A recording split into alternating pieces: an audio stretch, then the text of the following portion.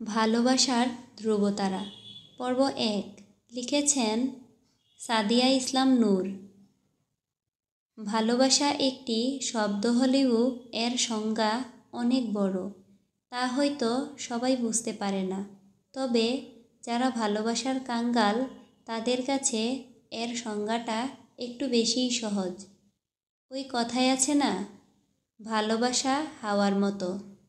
যাই হোক, আমি যে কিনা আপনাদের সাথে এত বকবক শুরু করলাম, আমি হলাম তারা চৌধুরী। রাস্তার পাশে যে 4 তলা ডুপ্লেক্স বাড়িটা দেখা যায় ওইটা হলো চৌধুরী ম্যানশন। আর আমি হলাম ওই পরিবারের অনলি ওয়ান মাইয়া, মানে মেয়ে, সবার আদরের মণি তারা চৌধুরী। এবার আমার পরিচয়ে আসি। আমি হলাম অনার্স প্রথম বর্ষের ছাত্রী। আমি লেখাপড়ায় মোটামুটি ভালোই। আমার পরিবার যৌথ পরিবার, মানে সবাই একসাথে থাকি আর কি। আমাদের বড় বিজনেস আছে, একটা আমাদের দেশে আর 2টো আছে লন্ডনে। এবার আসি আমার কথায়। আমার পরিবার যেহেতু যৌথ, সেহেতু সদস্য সংখ্যাও বেশি। আমার আব্বুরা 3 ভাই 1 বোন। আমার বড় কাকা, মানে আমার বড় আব্বু, যার নাম খালেদ চৌধুরী, আমার আব্বু মিজান চৌধুরী, আমার ছোট কাকা হাশেম চৌধুরী, আর আমার একমাত্র আদরের ফুপু, মানে আমার মামুনি, সে হলো আফসানা চৌধুরী। আমার বড় আম্মু হলো জাহানারা চৌধুরী, আমার আম্মু সালমা চৌধুরী, আর আমার কাকিয়ার নাম হলো মায়া চৌধুরী। আমাদের যেহেতু অনেক ব্যবসা, তাই আমার বড় আব্বু পরিবার নিয়ে লন্ডনে থাকেন, আর আমার আব্বু এবং কাকারা এইখানেই থাকেন। আমার বড় আব্বুর এক ছেলে। চাচা চাচি মাঝে মধ্যে বাংলাদেশে আসে, কিন্তু তার ছেলে আমার বয়স যখন 6 তখন লন্ডন গিয়েছে, বাট এখন পর্যন্ত তার পদধূলি নাকি এ বাড়িতে পড়েনি।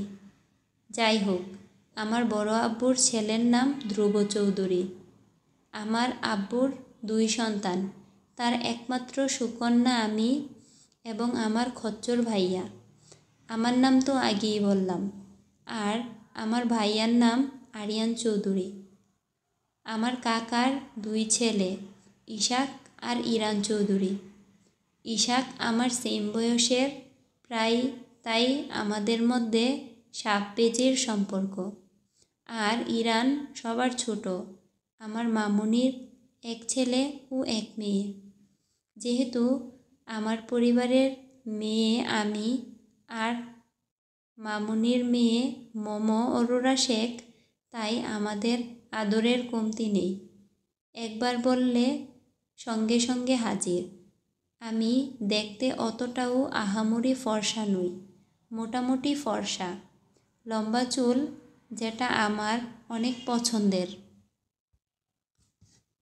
আজকে যে রোদ পড়েছে, তাই আমাদের কলেজ ছুটি দিয়ে দিয়েছে তাড়াতাড়ি। আমি আর ইশাক কলেজ থেকে বের হতেই দেখি আমাদের গাড়ি বাইরে, তাই আমরা দেরি না করেই উঠে পড়ি। আমি আর ইশাক এক কলেজে একই সাবজেক্টে পড়ি। কিছুক্ষণ পর গাড়ি এসে থামল বাড়ির সামনে। আমি আর ইশাক বের হয়ে নিজ নিজ রুমের দিকে গেলাম। হঠাৎ আম্মু ডাক দিল, এই তারা শোন, মামুনি সকালে কিছু খেয়ে যাসনি, তাড়াতাড়ি ফ্রেশ হয়ে খেতে আয়। তোর আব্বু আর কাকা কিন্তু অনেক রাগ করেছে তোকে সকালে খাবার টেবিলে না দেখে। এখন যা, তাড়াতাড়ি ফ্রেশ হয়ে খেতে আয়। আচ্ছা আম্মু, ওই কলেজে একটা প্রেজেন্টেশন ছিল, তাই একটু আগে গিয়েছিলাম। ও আচ্ছা, আমাদের বাড়ির একটা কড়া নির্দেশ হলো সকালে আর রাতে 8টার ভিতর সবার খাবার টেবিলে থাকতে হবে। ফ্রেশ হয়ে নিচে নেমে দেখলাম ইশাক অলরেডি খাচ্ছে। আমি গিয়ে টেবিলে খেতে বসেছি। ওই আম্মু, খাবার দাও। ইশাক, এবার মনে হয় বাড়ির সবাই না খেয়ে থাকবে। কেন? তুই যে পরিমাণ এখন খাবি, কি আর বলবো।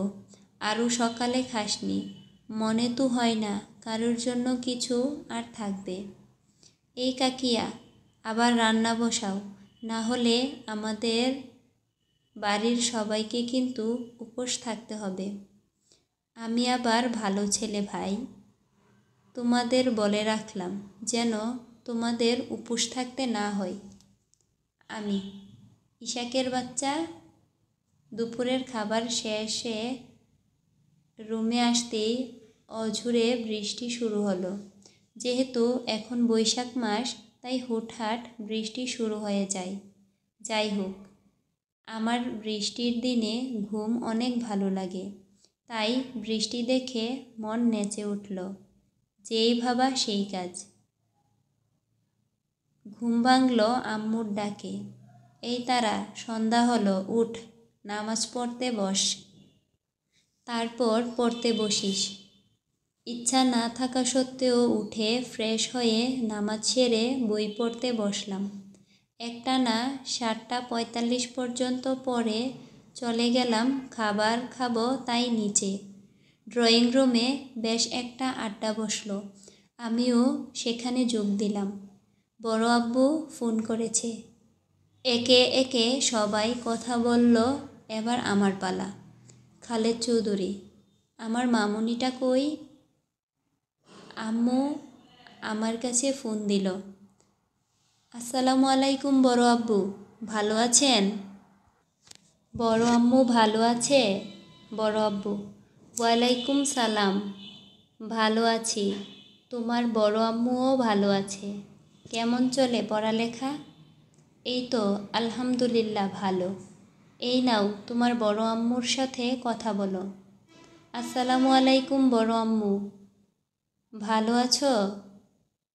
বড় আম্মু, ওয়ালাইকুম আসসালাম, এই তো আলহামদুলিল্লাহ ভালো। তুমি? এই তো আমিও ভালো। আম্মুর পাশে কে যেন বসা, পরনে কালো টি শার্ট, তার হাতের এক সাইড দেখা যাচ্ছে। আচ্ছা আম্মু, তোমার পাশে ওটা কে? ওটা ওটা তোর ভাইয়া, দাঁড়া নে কথা বল। ফোনের উপাস থেকে মনে হলো ফোনটা পড়ে গেছে। তারপর আম্মু বলল, সরি রে মা, ওর নাকি যেন কাজ আছে, ও চলে গেছে। তবে এটা আমার কাছে নতুন না। যখনই আমার সাথে কথা বলার কথা উঠে, তখনই ধ্রুব ভাইয়া এই কাজটা করে। বিজি, অসুস্থ, আরও হাজার বাহানা। আমি তার সাথে কি করলাম যে সব সময় সে আমাকে এড়িয়ে যায়?